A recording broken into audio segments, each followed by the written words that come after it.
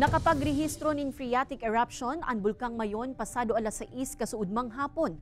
Sa datos kan PHIVOLCS, igwa ininin langkaw na nasa 200 meters asin pigdara kan duros pasiring sa direksyong northwest-north.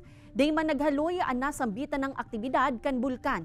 Sigun ki Dr. Paul Alanis, resident volcanologist kan PHIVOLCS Bicol, normal ang mga phreatic eruption sa irarum kan alert level 1. Mayo man subuot ni nahiling na mga pagbabago sa iba pang aktibidad kan bulkan kan mga nakaaging oras o aldaw.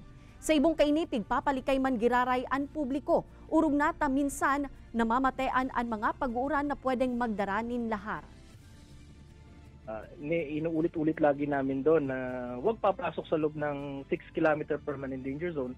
Dahil yun nga, no, yung may ugali ang Mayon volcano na biglang magkakaroon ng mga phreatic eruption. And lalo na ngayon, mataas ang chance niyan dahil abnormal ang state na, alert level 1.